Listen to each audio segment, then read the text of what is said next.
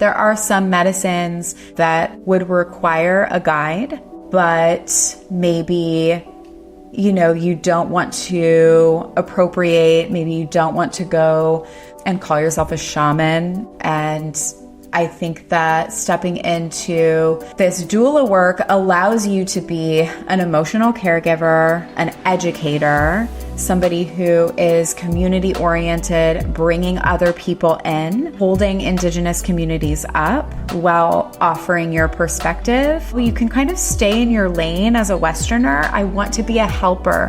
Helpers are great. There's nothing wrong with helping, right? And it really allows us to stay on the path without tipping into some tricky territory. Welcome to Modern Psychedelics, where we explore the transformations made possible through intentional engagement with psychedelics. This podcast will help you integrate high consciousness living into the everyday and deepen the work ignited by altered states.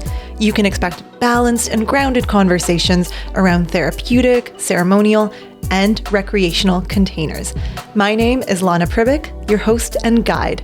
I am a 3-time certified professional life coach, and I work with people who want to integrate higher levels of consciousness into their daily lives so they can feel more peace, fulfillment, and connection. After all, our time here on Earth is so brief, so let's make sure we're really living. The song you hear is called Lost Horizon by Peace Sign. All right, let's journey. Hello, everyone. Welcome back to the show. If you're new, giving you just like a big, warm virtual hug. It's so nice to have you here. I have another guest interview for today for episode 99. Holy moly, I cannot believe that we are at episode 99. I'm actually working on episode 100 right after I record this, so it's going to be a very special topic for episode 100. I can't wait to share it with you, so make sure you tune in next week for that episode. But that's just in the future. So let's focus on now. I want to give you guys just like a little check-in, a little update that I like to do every once in a while. If you don't want to hear about my personal life, go ahead and just skip the next minute or two of this recording. So yeah, it's going to be June 28th by the time this comes out. So yeah, wow. I can't believe that summer is like already here. I'm getting ready to move, and there's been a lot of decluttering and packing going on over here, and I'm actually moving into the city for the summer. So there's just a lot going on in terms of like getting rid of stuff, figuring out what I want to keep, which is a lot of identity work, actually, kind of tuning into who am I, what is my life about, and what is my life going to be about in the future? What can I get rid of that isn't aligned with that? It definitely feels like this move is right on time. I'm really looking forward to that and some new energy. I'm really in a visioning phase right now. I released that 5MEO 6-month integration episode 2 weeks ago. Yeah, and I don't know, life just feels so much different than it did 6 months ago. I feel that I've truly accomplished so much of what I set out to accomplish a few years ago. And now I'm like, okay, what's next? I'm really thinking about where I want to live. How do I want to live? What do I want to do? What is this next version of me in terms of service, in terms of being in the psychedelic space? Do I want to move into facilitation? I'm not quite sure yet, actually. So that's something that I'm really exploring right now because I know the level of commitment and like how serious that is. It's just a lot of human things. It's interesting. Yeah. After like Iboga and then 5MEO, I feel I healed pretty much everything that was holding me back for the most part, like all of the big stuff. And now it's just the human stuff and being a human. I don't have any medicine experiences planned. I definitely want to work with 5MEO again. I'm not ready for it yet. This is the first time in the 5 years that I've been working with medicine this deeply that I have nothing planned. I think that's a true testament to the journey and also to 5MEO. It's like, yeah, once you clear like the mental, emotional, energetic, spiritual weight, it's like, oh, I can finally be a human now. So it's just a lot of human stuff like cooking, lifestyle, habits, really focusing on my career. I'm fully booked almost. I have one spot right now in my coaching practice. And actually come July, mid-July, one of my clients is going to be taking a break. So I'm going to have 2 spots open as of this recording. So if anyone out there is listening and is curious about life coaching with me in like a psychedelics informed coaching container, please reach out to me and you can apply at modernpsychedelics.net/ apply. I'm just finishing up my second coach training. It'll be my fourth coaching certification, but it's through Being True to You, which is just helping me develop some better skills for preparation and integration for my clients that do work with psychedelics. And then after that, I'm planning on hiring a mentor coach to just really sharpen up my skills, and then going for my PCC certification through the ICF. So yeah, coaching is a profession that obviously I respect so much as a professional coach, and I love to just up-level myself and take it as seriously as like a therapist. But yeah, if you want to work with me, in episode 89, I talk about the 7 levels of consciousness that I use in my work as a coach. So I use something called the core energy coaching methodology, and this is research validated. It's been around for over 20 years. It really does work. It's absolutely life-changing. You can read some of the testimonials that are on my website and see kind of the inner work that I guide my clients through. It's very much aligned with psychedelics. So yeah, reach out to me if you want. And then what else? Yeah. I don't know. I just don't have much planned for the summer. I have a couple of festivals lined up, and then it's just going to be a lot of work. I feel that I'm really in a space right now where I have just learned so much, and I have so much wisdom, and I have so many skills, and they have been well earned. So I don't want this to come off as, bragging or holding myself up in this like esteemed position, but I really just want to acknowledge how far I've come and the work that I've done in the last 5 years. And I feel that I'm really in a space right now to give back even more and to be of service even more. So yeah, that's it. There's going to be some episodes that are going to be re-released this July, just to give my team a break, to enjoy their summers, and just to give myself a break in this moving madness. So look out for that. It's just been a really beautiful flow with work. So yeah, let's get into today's guest episode. I have this wonderful woman who you may know. Her name is Paije Alexandra West. She also goes by the Psychedelic Doula, or Third Eye Doula. That used to be her handle on Instagram.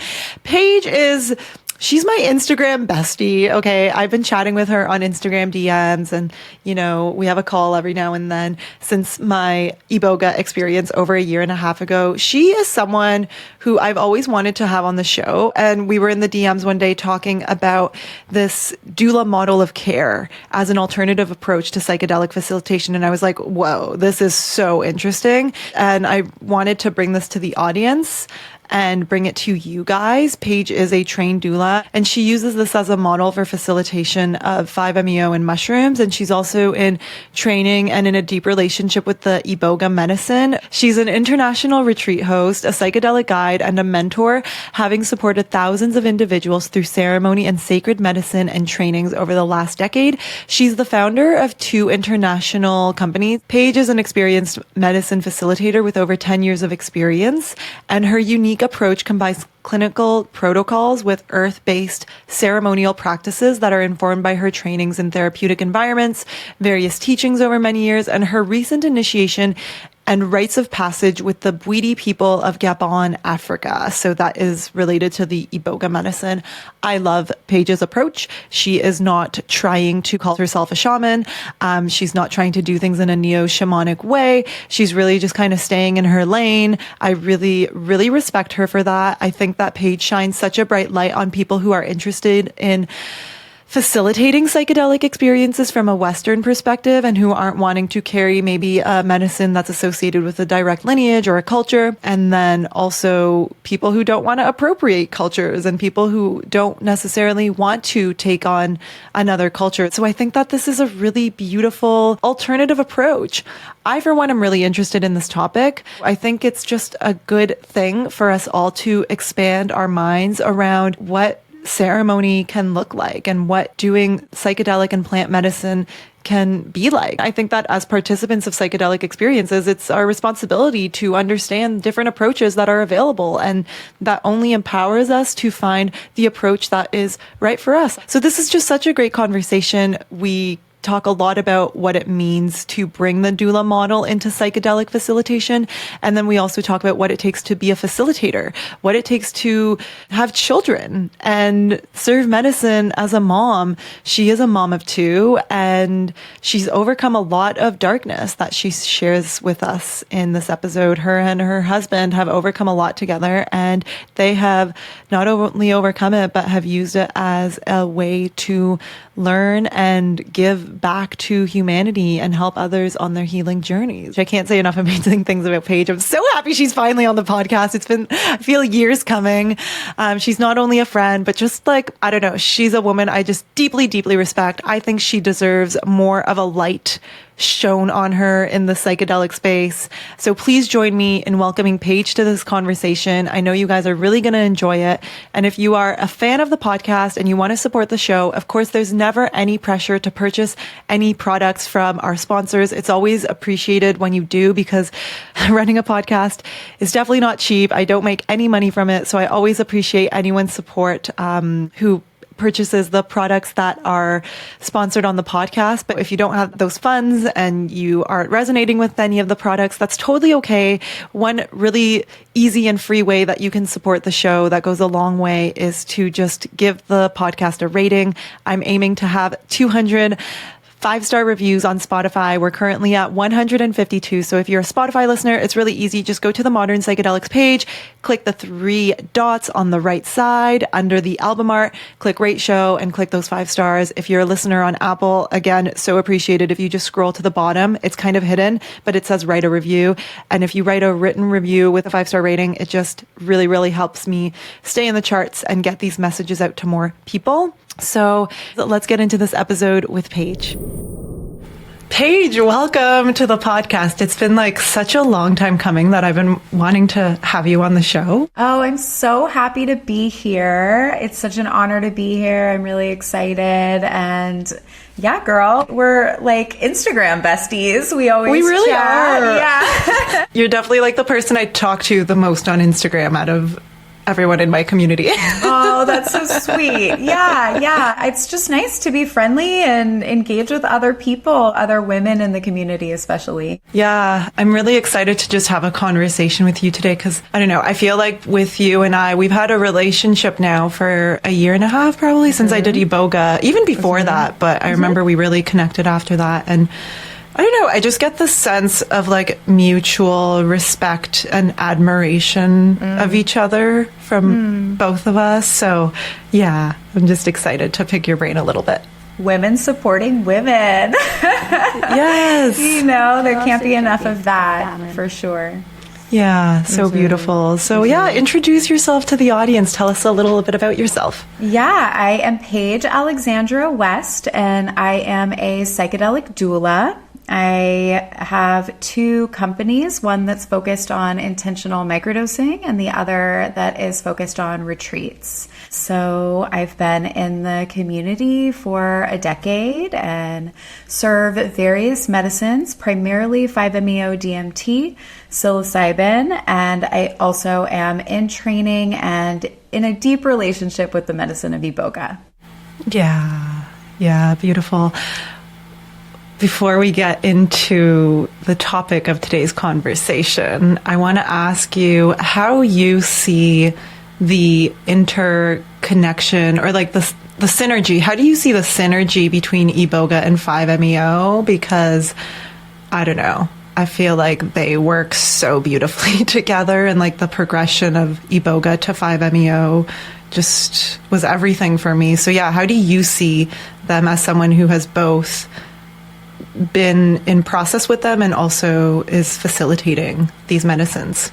Yeah, they are certainly cohesive, right? And they're these polar opposites in some ways. Of course, in the like logistical perspective as far as the duration. So of course, the duration of 5-MeO is quite short, while the duration of Iboga is very long. I find that Iboga is such a powerful medicine of the mind, right? It's a mind purge. It's this magnification of everything that we've moved through. It really teaches us how to be a human living on earth and connecting, of course, with our ancestors, our spiritual world. And 5-MeO is deeply expansive and a powerful nervous system reset. They're so complementary. My first orientation to those medicines being used in conjunction is in ibogaine clinics. So I've served 5-MeO in ibogaine clinics for the last decade, on and off, and it's very potent to see people come out of an ibogaine experience, potentially even a detox, and see, you know, this shift after they come out of the 5-MeO. Many people talk about how it ties the whole experience together in a way.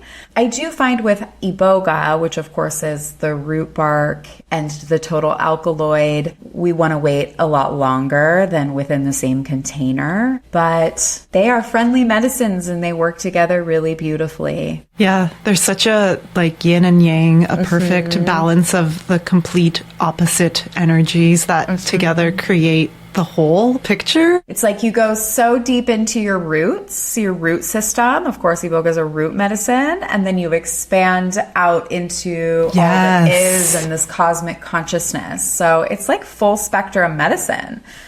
Yeah. Oh my gosh, that's so good. I have major goosebumps. Yeah. That totally relates. So let's talk about the doula model of care. This is the reason I wanted to have you on the podcast. This is going to be such an important conversation.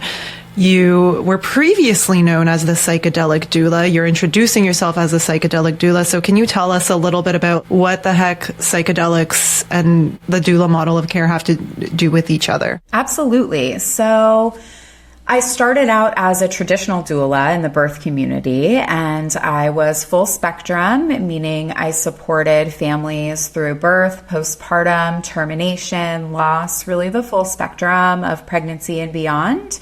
And I sought out medicine for my own healing, my own internal mental health challenges. Western modalities were not supporting me, the reasons many people come to medicine.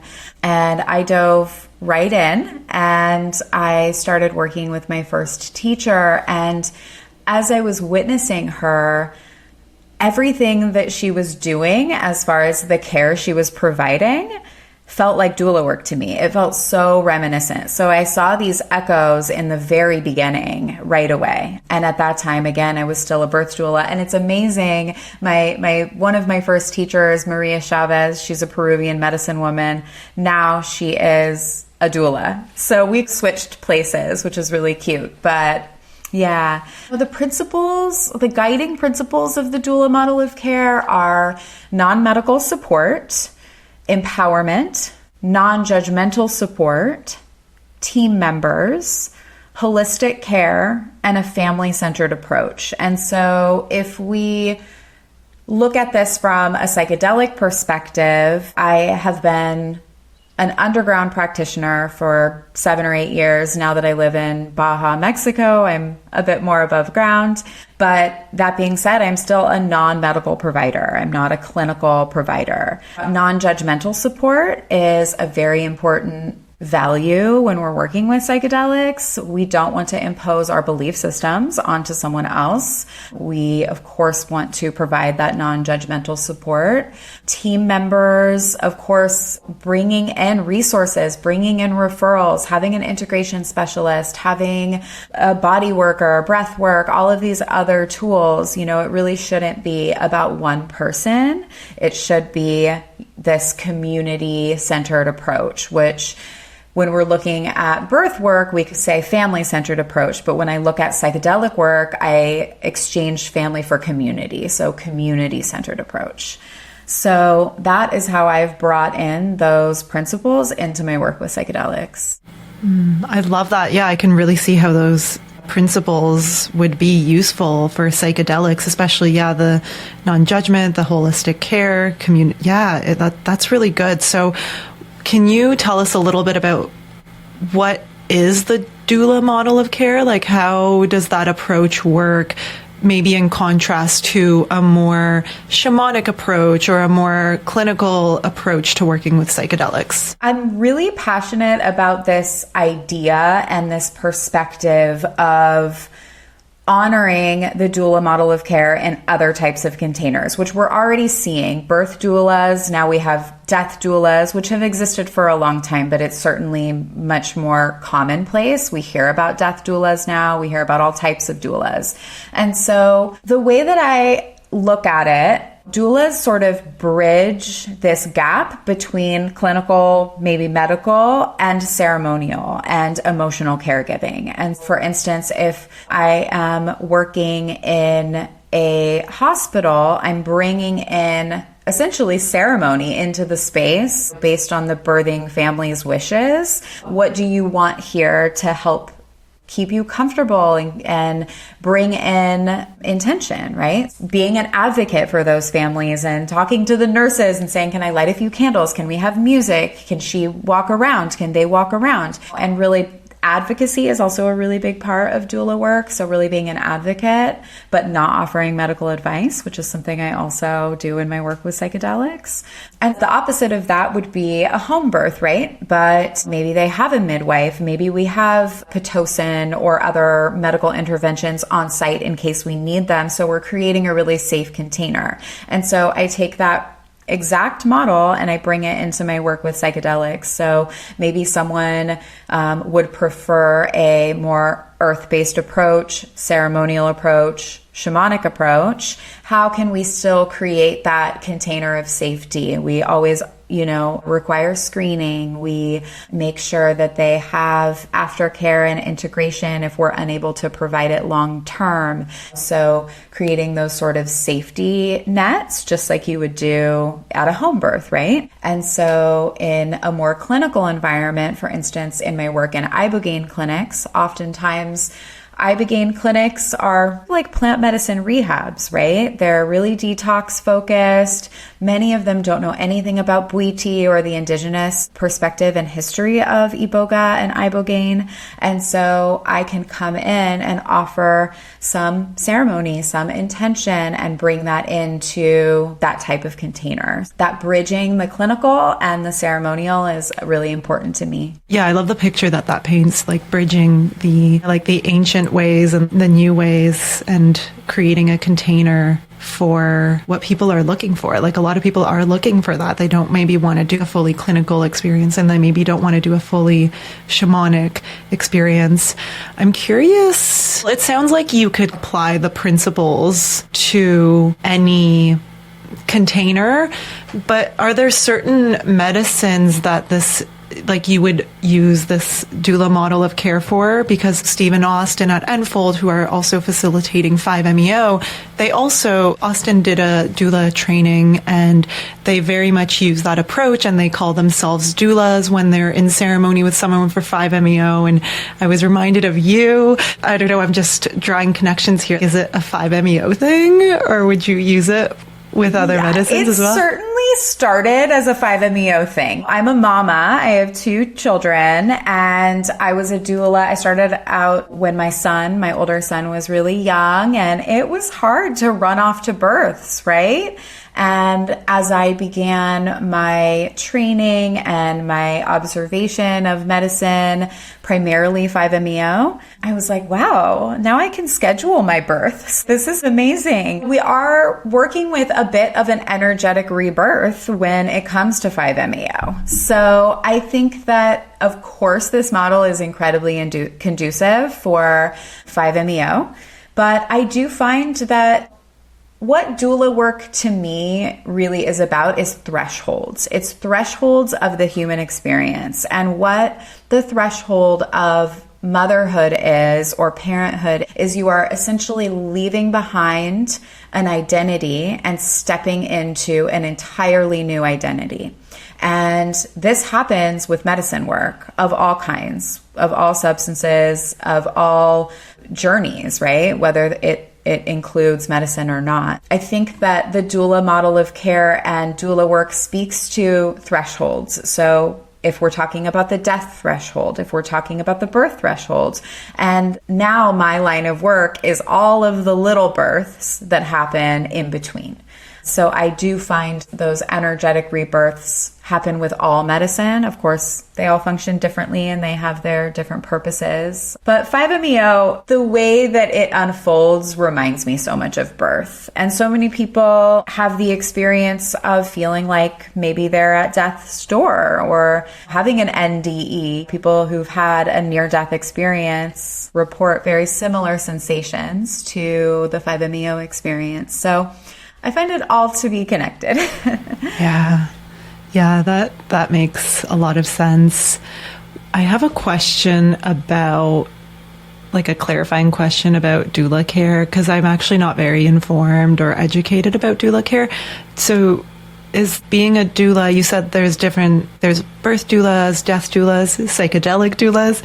What was like the original doula for? Mm-hmm. The original doula was a birth doula. Okay. And the word doula is derived from a Greek word meaning female servant. So it was a woman who served other women during birth, postpartum, etc. So doula, birth doulas were the original. They were the OG doulas. Oh, that's so beautiful. Yeah, just as you're speaking about this, my mind is just saying like, yes, this makes so much sense. And I remember we were chatting a little bit about this in the DMs on Instagram about how for people who want to facilitate medicine experiences for other people, but don't necessarily want to walk the line of appropriating a culture, or even if you're trained, sometimes it's uncomfortable for people to use like methods that are not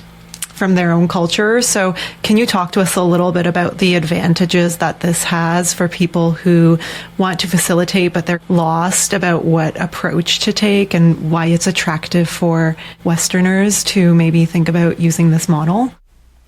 Absolutely. I think it's really important, and it's tricky territory if we're working with medicines that have very specific lineages, and there are closed traditions, right, that you do require initiation and additional training to serve. Some people choose to ignore that, of course. And there are medicines like 5-MeO that do not have a lineage. That's my perspective. I know there's a lot of debate around that, but they don't have a specific lineage that we know of. I'm not saying that, there's not the unknown out there.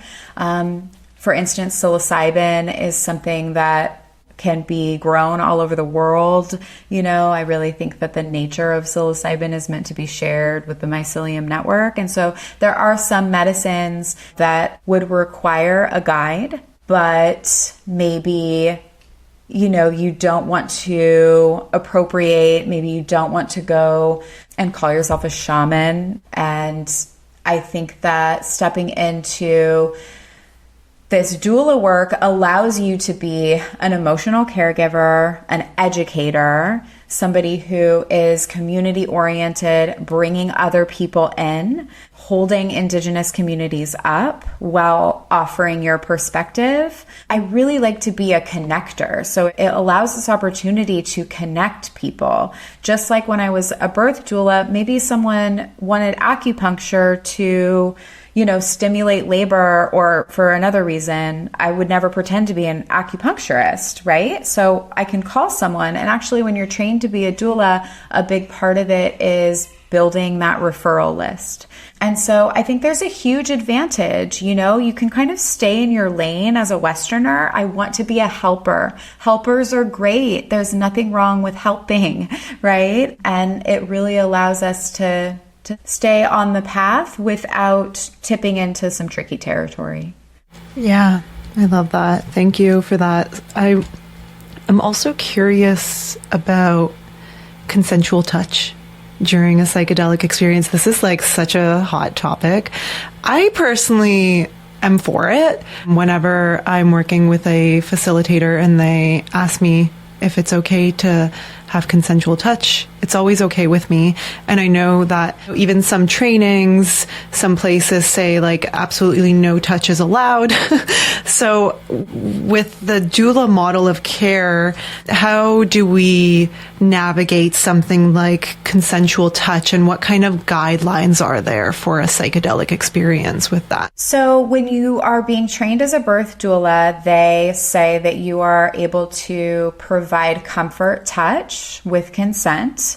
but it has to be non-medical support. So let's say you also have a certification in massage or you're a body worker. You can't also provide body work to a person while you are their doula, right? And giving in the birth experience, maybe not postpartum. So there's certainly a precedence for touch in the original traditional doula model, but it's primarily to protect everyone from offering any kind of medical support, right? So that's where the line is drawn, where you're an emotional caregiver. And of course, in psychedelic work, I would say from a clinical perspective, there's probably no touch. Whereas if you're tipping into a more ceremonial support, there may be touch. My perspective on that is, I think screening is really important for, it's from the very beginning. So we have our forms. We really look at the way people answer things. We look at their history. We are in conversation and communication with them. We have the understanding and awareness that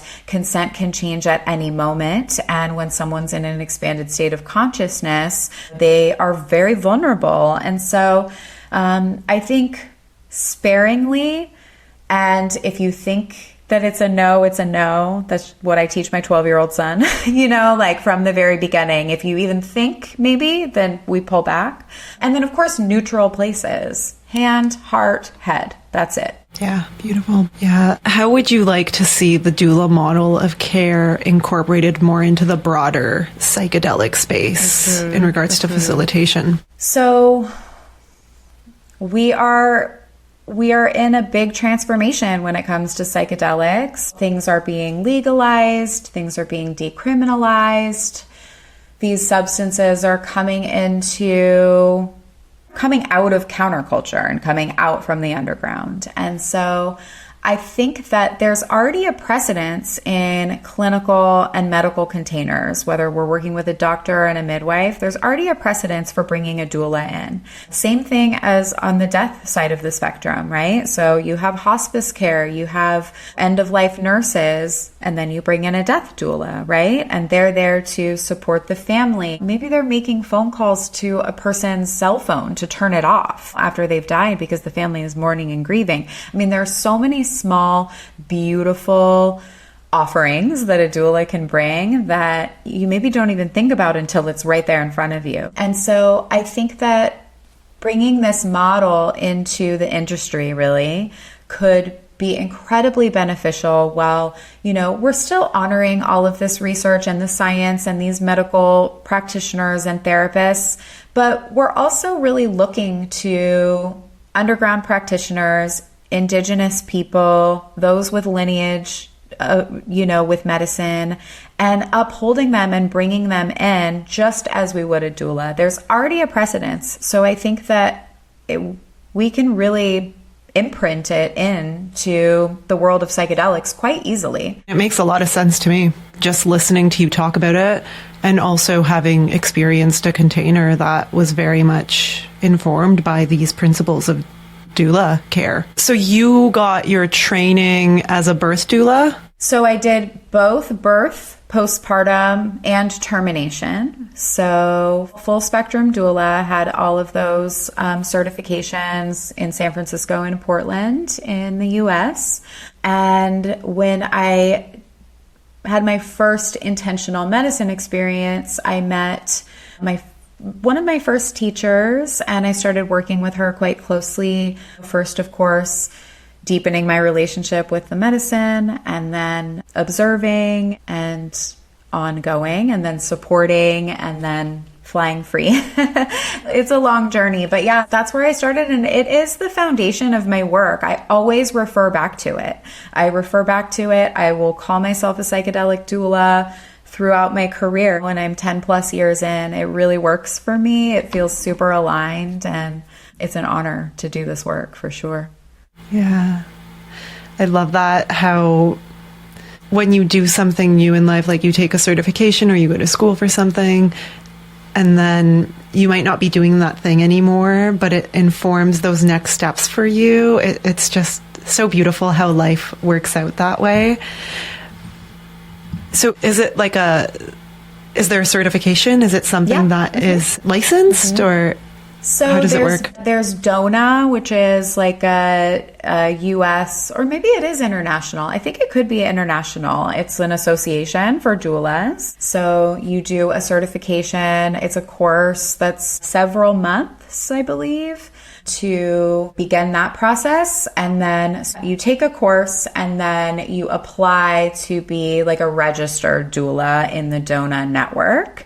And that requires attending a certain amount of births and working alongside doula groups or midwives. So it's a process. It's several years. It's not like a quick weekend course. Yeah, it sounds like something that you would definitely want to be sure that you would want to do it. Is there anything out there like that for like psychedelic specific doula care that you've seen?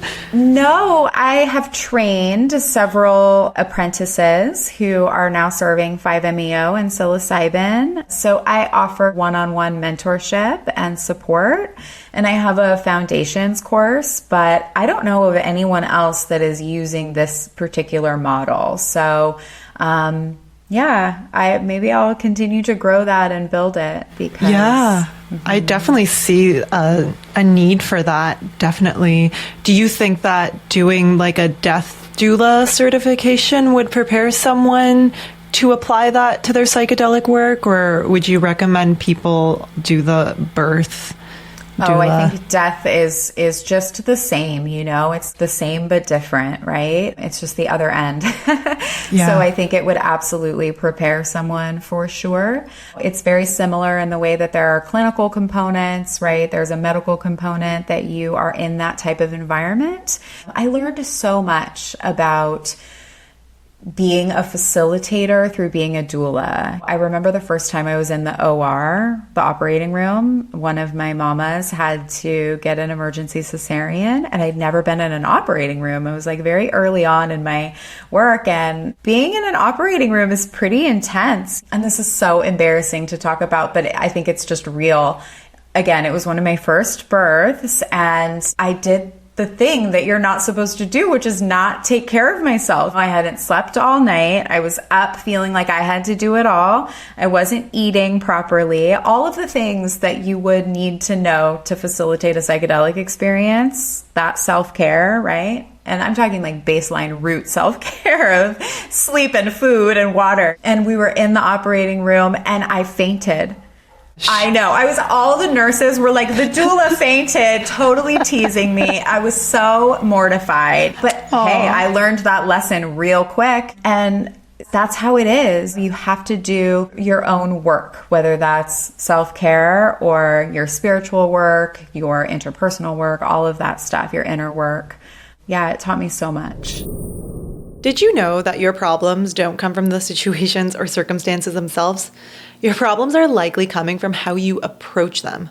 More specifically, your problems might be coming from the level of consciousness that you approach them with. It's pretty simple. Here's how it works. Anytime something happens to you, you can approach the situation from various levels of consciousness. You can come from a low level of consciousness that perpetuates the problem and keeps you stuck, drained, hopeless, and under stress. Or you can come from a high level of consciousness that helps you move forward because you can more easily tap into creative solutions and access your intuition. The good news is that at any given time, you can choose how you show up and therefore have a massive impact on how your life unfolds. The trick is to be aware of all of the options available to you, which most of us aren't. We're stuck in our default modes, which is why most of us feel stuck and unable to move forward. But that job that you hate, your codependent relationship, or the numbing anxiety of not knowing your purpose in life can be the exact thing that moves you forward and gives you clarity, as long as you're approaching it from a high level of consciousness. In my coaching program, I'll help you become hyper aware of your current approach and help you shift to higher levels of consciousness. By addressing those unconscious energy blockages keeping you stuck, we unlock flow, acceptance, peace, and joy in life. And this isn't woo-woo. I use a research-validated coaching method that's benefited thousands worldwide. So whether you're corporate or spiritual or both, this approach offers practical integration into daily life. And it happens to pair brilliantly with psychedelics. High consciousness living is achievable every day, not just during psychedelic experiences. Psychedelics surely illuminate the path, but it's our job to walk it every day. My coaching program will provide you with a grounded and operational way to integrate high consciousness into your daily life. I am currently onboarding new clients into my practice, so if you'd like to learn more about the program, visit modernpsychedelics.net/coaching. And if you're ready to do this work, go ahead and apply now and book a discovery call with me at modernpsychedelics.net/apply. I'll have both of those links in the show notes for you. All right, let's get back to the episode. Oh my gosh, I can't even imagine being present for a birth. Or giving birth in that. Yeah, and the other thing too is that you don't want to impose your biases on other people. It's so important, and it's tricky, especially in the world of spirituality and psychedelics, right? It's very tricky territory.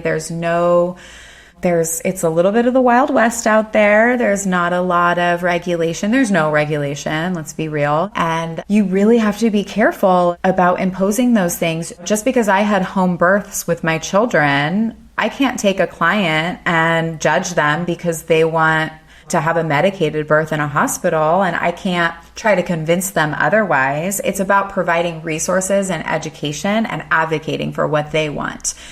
Just because I would prefer a more ceremonial experience, in the jungle somewhere, doesn't mean that when someone comes to me, I can impose that upon them and say that's better. I can send them to a psychedelic therapist, or I can say, come to one of my retreats. We have a psychedelic therapist on site, and we offer internal family systems workshops, and we offer somatic experiencing. Does that feel like the right fit? Or send them along their way to someone who would be. It's really just not about me. It's not about the doula. It's about advocating for the people that come to you, because it's an honor to serve. Yeah, and back to the story in the ER room, right? Mm-hmm. Servants have to serve themselves first, or they can't serve others.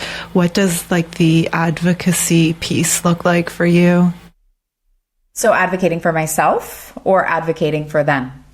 Both. I meant for them, but you could touch on both. Yeah. Advocating for another person without offering medical advice can be really tricky. For instance, in my intentional microdosing offering, a lot of people come to us currently taking SSRIs, currently taking just contraindicated medications, or wanting to change from one thing to another and switch to microdosing. And what I can say and offer is all of the education about what it means to microdose, to work with medicine at subperceptual levels, and ask them, do you have a doctor that you can talk to this about? Is there someone in your life you can talk to about? I can't offer you medical advice, but I can certainly support you as you decide to step down from your medication on your own, by your own accord. If that's something that you want to do, I'm an advocate for you. I'm happy to support, but I can't tell you to get off of your medication. So there's a really fine line. And I think people really want to often tell others what to do. I'm sure you experience that in all of your training as a coach, right? There's just a lot of nuance in supporting people. Yeah, so much. Mm-hmm. I think that's the hardest part about supporting people is completely removing yourself from their world and what's going on for them. And it just takes so much energy and presence and self-care and being sharp with yourself to be able to provide that level of care, whether you're a coach or a facilitator or a therapist. I really respect how much you are able to, remove yourself from what other people need, and also just have level head about this is just one option. My retreat and my way is one option. There are other options that I am more than happy to point you towards. It's not about, signing a client or signing someone up for the retreat. It's about truly giving people what they need and advocating for them to advocate for themselves and to make their own decisions. So respect for that. I think the best route is to really be as neutral as possible, and that requires you to do your inner work. Anybody that trains with me, my first prerequisite is, what is your process? What are you doing? Do you have a therapist? Do you have a coach? Do you have a mentor? Are there other people in your life? Obviously, I'm happy to offer mentorship through this particular lens. The human experience is very multifaceted, and we need a lot of support. And to be facilitators in particular, you really have to try to stay as neutral as possible. I always say, like the kids are saying, say less. Say less. Don't get in there as much as you think you should. It's really about listening and understanding that projection is always going to happen, and to try to really keep it, reel it in. Well, it's so true. No matter how much work you do, like projection always happens. I think the difference is that the more work you do, you're just more aware of it and you can catch it, and you don't have to act from that place of projection, which is completely different than if you're unconsciously projecting. Like, different stories. I've learned a lot about staying in your back body energetically, right? So you're staying really with yourself rather than allowing your emotional empathy channels to grab towards another person or be this porous, like it's all happening to me and now I'm like taking it in and I don't realize that I'm taking in their stuff and it's not even mine. I tend to be on the grabbier side. I'm like, how can I fix this? How can I help here? Like, I really like that. And so I really have to work to stay in my back body and allow my empathy channels while I'm working to go up and down from source and the earth, then from here to there, right? Yeah. When we're I totally get that. Right? When we're in relationship with other people, in our interpersonal relationships, we're like this all day with our partners, with our kids, with our family of origin. But we can't be like that with clients. We got to be up and down and in our back body and right there with ourselves and really clear. Yeah. So for people listening, when she said we're like this all day with our partners, she's pointing back and forth, like the energy is going back and forth between people. I totally understand what you're saying. And part of it, I feel like, is like, this is just coming from my work as a coach, not facilitation, obviously, but part of it is just like the perception that everything truly is neutral. So when people come and they like have all these problems and all these things are going wrong, it's like, if we buy into the story and see it as a problem and see it as wrong, then that's going to interfere with our ability to hold space for them. Because like everything truly is neutral. Like the universe doesn't decide that something is better or worse or like good or bad. So I don't know. I feel like that's such like that neutrality piece, which was that one of the doula pillars? Non-judgment, I guess. Non-judgment would be that. Mm-hmm. Yeah. So key. Yeah. I want to hear a little bit more about your training. So you did the doula certifications and you are training under like a Bwiti teacher, yes. A couple Bwiti teachers for Iboga. A few, yes. Yeah. And so, tell us a little bit about that. Yeah. Sure. So I began my relationship with the spirit of Iboga 11 years ago through Ibogaine, and it absolutely transformed my life. It is truly like a line in the sand.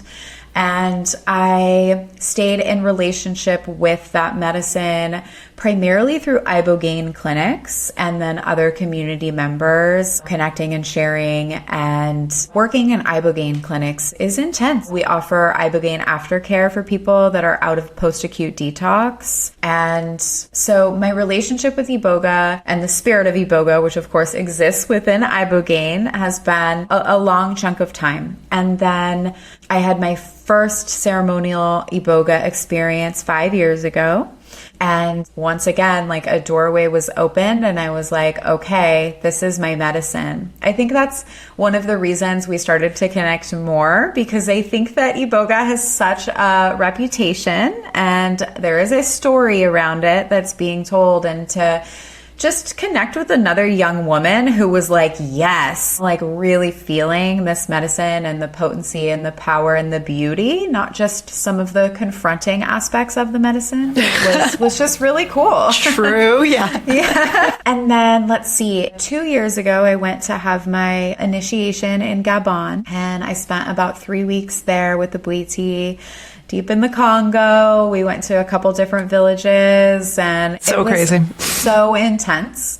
And then I have been training with a few different people in the Iboga community, primarily Mark Howard of Iboga Soul. I highly recommend his work. They are providers in Canada, but they also travel internationally. So we have offered retreats here in Baja, where I live. And yeah, I'm spreading my wings and learning from as many people as possible in this community. Just like the actual duration of the medicine journey, I think that, as the Bwiti say, malembe malembe, which means slow, slow. I'm taking my time with it. But I've been a facilitator of medicine for a really long time. And so I'm ready to have Iboga be part of my offerings. And I'm right there. Yeah. Oh, I would love to come sit with Mark sometime. I've just heard such amazing things. And yeah, as I feel like, yeah, we are both like very picky and just, I don't know if like selective is the right word, but just very intentional about the facilitators that we work with. And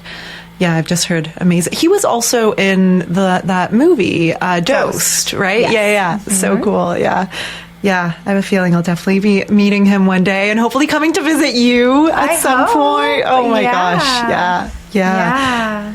The thing that I'm so impressed about you is that you're a mother of two.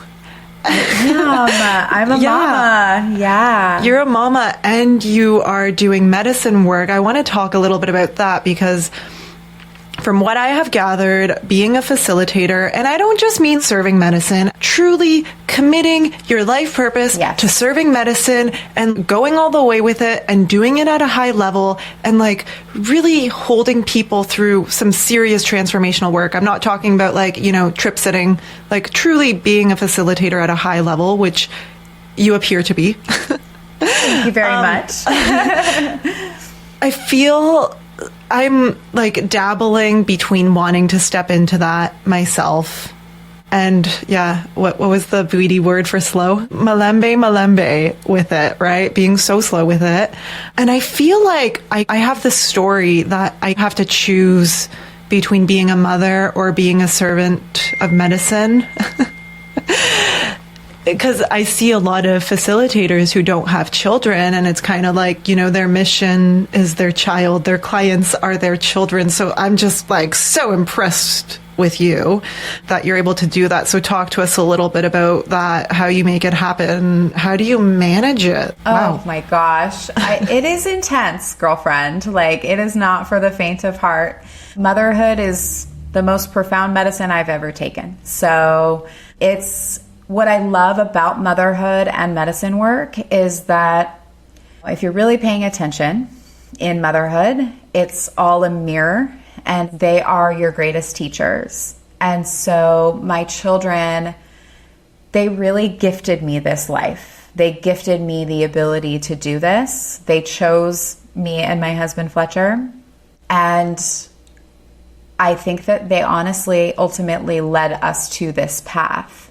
My son, my history and mine and my husband's history, we were in some darkness. He suffered from substance use disorder and a very long-term opioid addiction and found Ibogaine, and it changed our lives. And it's been an absolute transformation. And I found myself in my early 20s unexpectedly pregnant. And my husband was in active addiction. I was exploring and experimenting in a pretty heavy-duty way.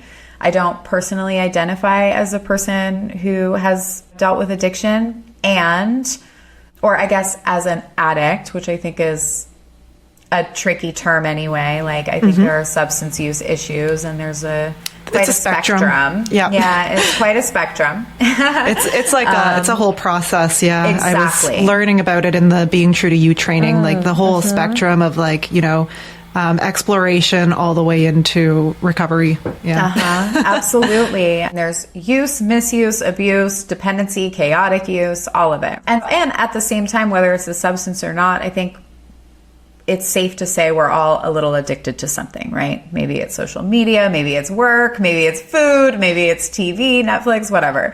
So anyway, it was a deep, dark initiation of its own. I was 24 when I found out I was pregnant, which I think for coastal California is quite young. There are other parts of the world where it's not, but in my community, it was like people treated me like a teen mom.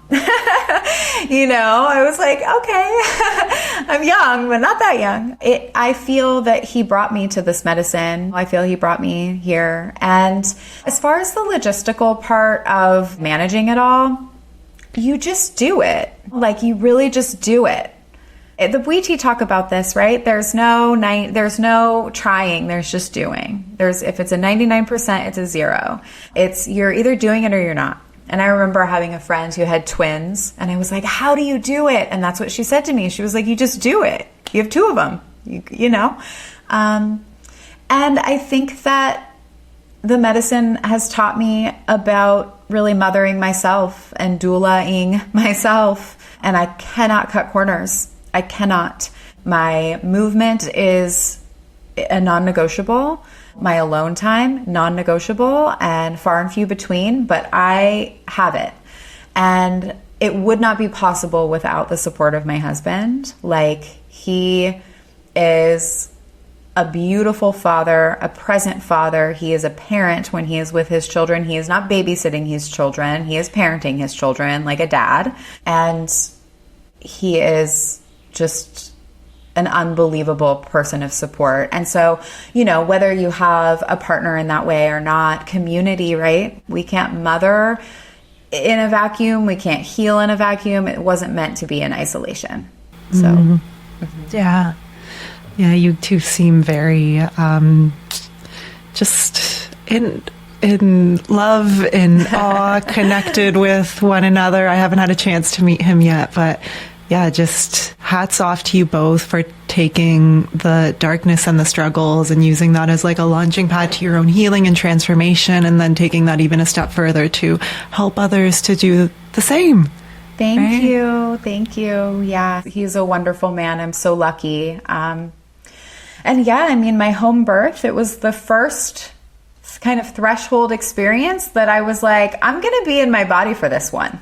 I'm here. I'm going to do this. And so that changed everything. It brought me to medicine work. Beautiful. I'm definitely feeling very expanded and inspired listening to this. Even though I'm deathly afraid of giving birth, but we'll talk. We'll talk. Yeah. Offline convo. There's a lot of people out there who want to become facilitators, and I always feel a little bit like doing a anti-pitch for that, only because, not even because I'm a facilitator, because I've experienced such amazing facilitation, and been able to witness the level of sacrifice that it takes to really do this at a high level, and to do it with such integrity, safety, care, and to really honestly get people results. Right? Like, to get people results, you can't just give people psychedelics and expect it to cure them. Like, there's so much more that goes into a transformational experience. So, yeah, can you talk to us a little bit about the sacrifices involved in that, and what you would say to people who are considering facilitating? I feel the same way as you do, and as far as everything you just expressed. I think take it really slow. I think that message that you received from the medicine is an invitation to keep exploring your consciousness, right? So take your time, find people that you really connect with, and be in community, and again, just, I don't know what else to say, but take it slow and continue to do your own inner work first and foremost while you're facilitating. I mean, I am ongoing education. I mean, you know, the courses, the certifications, you know, I'm trauma informed. I'm somatic experiencing certified. I'm, you know, internal family systems workshops, the Center for Optimal Living, Psychedelics for Substance Uses. It just goes on and on. Like it's not, and you know, but that's truly what it takes. That's truly what it takes. Because you need to be equipped to deal with so many different things that come up. Yeah, absolutely. And also there's the sort of certification chaser archetype that we hear about, where it's just like thing after thing. And, you know, if that's you just like doula work, you have to start attending births. And attending a birth is with others. It's community oriented. So observe. Just take a long time observing other facilitators. Take a really long time doing that. Sit and watch quietly. Because if you are wanting to move really quickly into facilitation, you also really have to look at your intentions. Would I really even be equipped after a couple ceremonies to go in and serve and be of service? Or can I be a helper? Be a helper. Take it slow. Continuing education, do your inner work, foundations. You have to have a very strong and solid foundation because the cracks will be there and they will show their faces in a big way. And yeah, the sacrifices, it's sometimes long and grueling and sleepless and intense and not pretty. Purge buckets and intense things people are sharing with you that they're trusting you to hold. It's a nervous system activation. It's an overwhelm. It's big work. I do think that it does have to be a calling, but not after one ceremony or two. Yeah. I've been sitting with it for like 4 years. Honestly, I'm still not sure. I'm still not like 100%. This is like the next thing. Yeah, it is big work. And I'm so grateful for the people out there that are doing it at this caliber and able to offer a transformational experience for people. Yeah. Ooh. I want to talk a little bit about your companies that you're creating. I just love like everything that you're doing, like the whole, not like obviously you have the foundations and like the ethics and the approach. I love all that, but also everything you're building is so beautiful. As a Taurus moon who's I have a Taurus moon. Oh my God. Okay. This makes so much sense. Yes. Of course. Yeah. So for people listening, Taurus moons like just the way I see it is our emotional well-being depends on like how much beauty we are surrounded by. Would you agree? Like how would you describe that? Yeah, it's aesthetics, it's luxury, it's the sensory experience, it's it's the little details. Yes. Yeah. Oh my gosh. Okay. I love this. Yeah. So tell us about, so there's altar and I'm going to butcher the name because it's in Spanish, Eterio. Muy bien. Oh. Yes, Eterio. And Eterio is fine too. Eterio is a center that will be a retreat and event center for experiences, retreats, workshops, teachings. Ideally, I would love to like capture data there and conduct research. We have 24 acres of desert land here in Baja California Sur near Todos Santos. And we are in the process of creating a master plan and a beautiful space for people to come. And this really, it really still is even rooted in this doula model of care as far as community. I want to give back to the community. This will be a white label space. So it won't just be my retreats. It will be open to other facilitators of all different modalities to come in and host there. And it's really important to me because I have been doing this for 10 plus years, and you don't want to hustle for retreats. Like you don't want to feel like, oh, I got to fill that spot. I've got to do this for your livelihood. It's really tricky territory if this is your career and it's your full-time gig, right? It's tricky, and I don't feel like I'm in that position. it feels very in alignment. But at the same time, when we're talking about self-care and taking care of myself, I'm not trying to do 3 retreats a month. It's too much.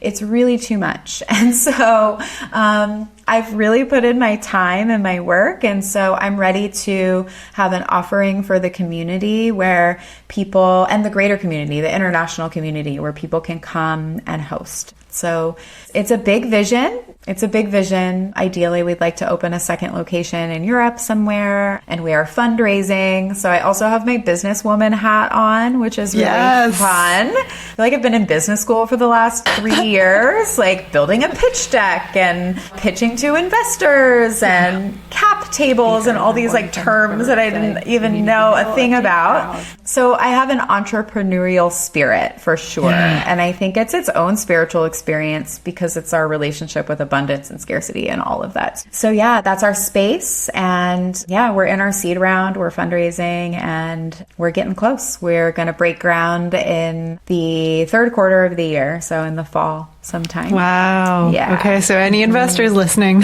Yeah.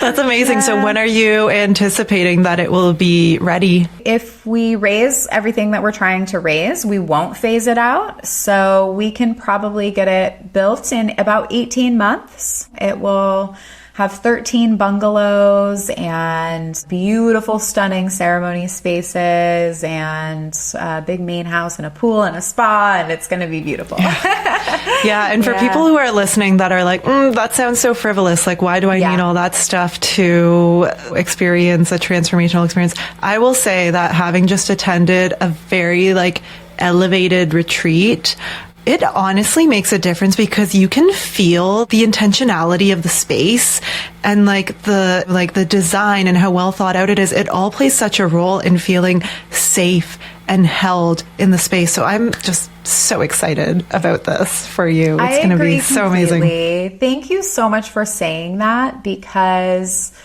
I do think that I can do both. I can go to Gabon and sleep in the temple in the dirt, and I can have a really nice, beautiful retreat center. And just one last thing is that we are doing land ceremonies. So we have a base camp with a cool glamping tent, and we are spending time being in relationship with the land. So we are stewards of this land.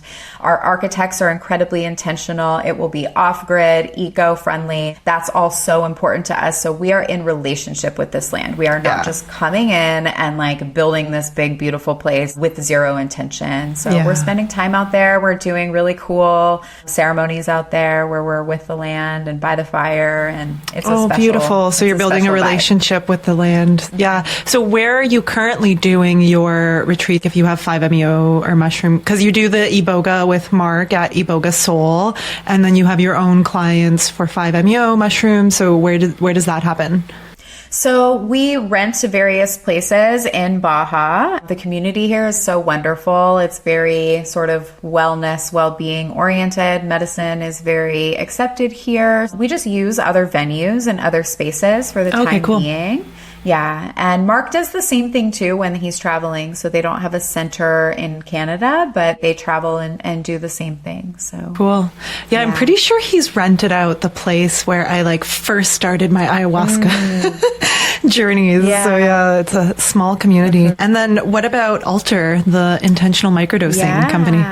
Yeah. So all of this used to live under my former brand, Third Eye Doula, and it was starting to get very full of so many offerings. And so after we switched focus from sort of me being the singular Third Eye Doula, we're scaling, we're expanding. So now our intentional microdosing offering lives underneath Alter. And we really focus on education, resources, and the supplements themselves. So we have tinctures, we have gummies, capsules, all the things to support you on your microdosing journey. And yeah, we really want to provide a safe, transformational experience for people that is really rooted in, again, doula model of care, education, community, non-judgmental support, advocacy, all of those things. So we infuse all of our offerings with those values.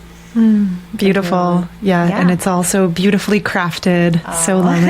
Yeah, no, I love, there's so many parallels between you and I, like not just the Taurus moon, but yeah, no, I get it. Like wearing the entrepreneurial hat while walking this like medicine path and just like creating your own identity for yourself based on like things that you're actually interested in, rather than like we were just talking about this with the personal style and clothing thing, and just, you know, doing you and putting it all together, and that is you. So I love that.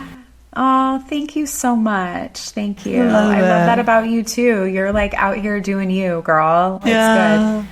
Yeah. It's good. This has just been so lovely. I'm just smiling so big from talking to you, if people are watching on YouTube. So is there anything else that you feel called to share or touch on before we let you go? I don't think so. I think you can find me at all the social handles and all of those things. And I wish everyone well on their journey, and stay true to yourself and be authentic and just keep doing you. Yeah, amazing. And can you tell people like some websites and handles that they can find you at? You can find everything about me and my companies at paigealexandra.com. And then Etherio Baja is our Instagram handle, and then alter with 6 underscores and Paije Alexandra West on Instagram. So it's pretty easy to find me. Yeah, it's like a long line. Yeah. And then Paige. Yeah, and then Paige is spelt with a J, not a G. Yeah. Yes. Cool. Paige with a Amazing. J. Thank you so much. I'm so thrilled about this convo. Me too. Thank you so much for having me, Lana. You're welcome. Thanks for listening, everyone. Catch you in the next one. Thank you so much for listening to and supporting the show. To stay in touch, sign up for my mailing list, which can be found in the show notes or on modernpsychedelics.net. If this episode sparked something within, please let me know by leaving a review of the Modern Psychedelics podcast on Apple and Spotify. This really helps to share these messages with those who need them, which is the whole reason why I do what I do. And if you haven't already, come join the ongoing conversation over on Instagram with other beautiful souls. We have an incredible and conscious community over at the handle Modern Psychedelics. And don't forget that the work begins after you come back down to earth. And I'm standing shoulder to shoulder, doing it with you.